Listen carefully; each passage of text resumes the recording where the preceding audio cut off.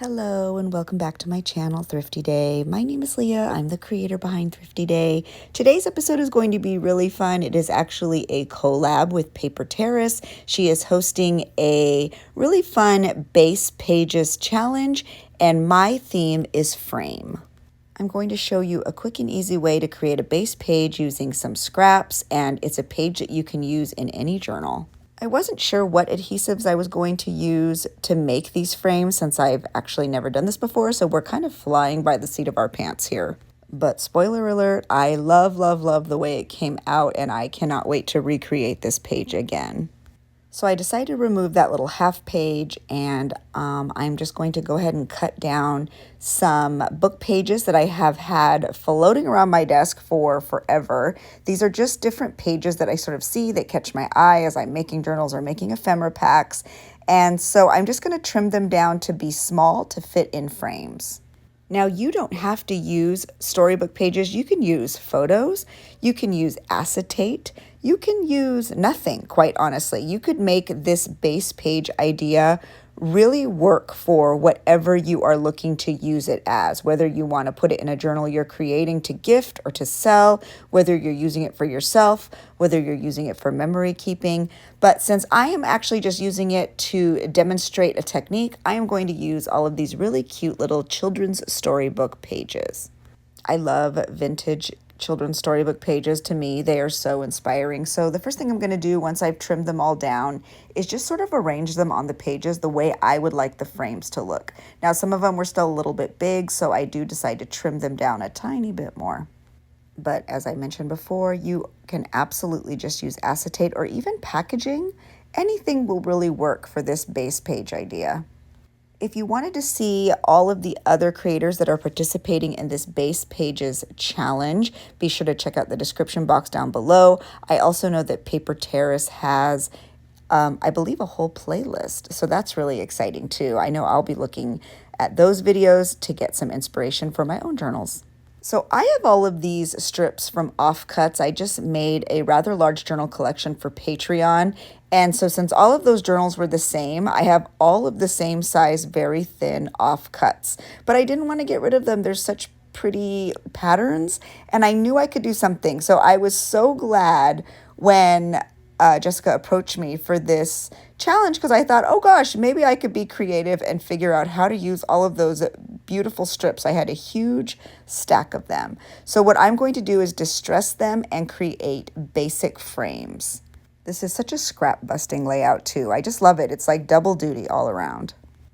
So I end up using way too much adhesive on this first frame, but that's okay. You'll see by the time I get to the third one, I kind of perfect the way of doing this. But since you're watching me do it for the very first time, I think I used too much of everything. But that's okay. You're going to get the basic idea. I just put those strips all around the photo to create, whether you are using a photo or acetate or a book page, you put it all around the image, and you just create a basic frame. And once I have that down, I just trim off the ends. I actually end up even more like simplifying this process, and you'll see that as the video goes on. But since this was the very first one, this is sort of how I did it at first. And then I do staple the corners too, mainly because it adds a whole nother sort of layer by adding the metal pieces, and it of course strengthens your frame. So I have my first frame done, and I do go ahead and distress all around the frame. You don't have to do that. For me, it's just sort of an aesthetic look, but if you do not have distress ink, don't feel like you have to do that. So now that I've made my first frame, essentially what I'm going to do for the next bit is just create all of the other frames. By the way, if you are enjoying this video or if you are enjoying my content, I would appreciate it if you would like this video. That really helps my channel. I put a lot of work into my YouTube channel, and so it is so validating when you hit that like button. Also, if you are new, be sure to say hi and leave a comment so that we can connect. I love that this challenge has opened my eyes to some new creators. It's always so fun to be inspired. I'm always so excited when I stumble across a new YouTube creator because I essentially live on YouTube. I love YouTube. It's my favorite social media content sharing platform. And so finding a few new creators to add to my daily watch schedule has been really exciting for me. If you have a YouTube channel, or if you know of somebody you think is my vibe that I'd be so excited to watch, leave them in the comments below, because I would love to follow new crafty creators and continue to be inspired, because that's what these challenges are all about. It's all about sort of learning from each other and continuing to be inspired by each other. I love that aspect of YouTube so much. So now that I have my first 2 frames done, I sort of laid them back out onto the page and realized that they were both still a little bit big. So I just use my paper trimmer and I go down onto the frames and I just like sort of skim a little bit off of every side just to make them a little bit smaller. And once I do that, I see that they fit absolutely perfect on the page. And once these 2 frames are done, I can very confidently move on to the other page.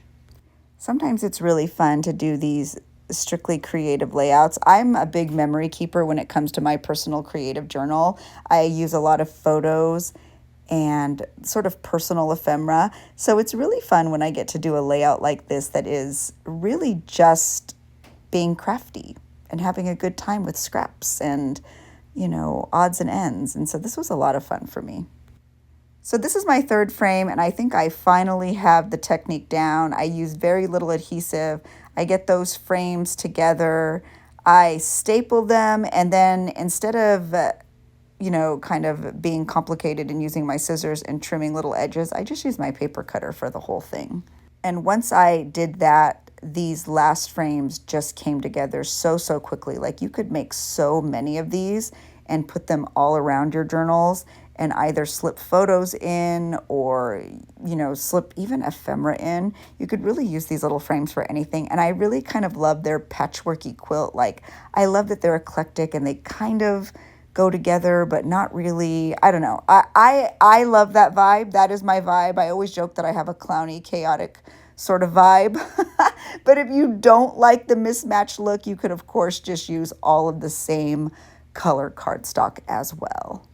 And it's been sort of fun to break out my Tim Holtz Distress ink again. I feel like I haven't used it a lot. I know I use my Tim Holtz Distress ink a lot, especially as we start to head into the fall and the holidays.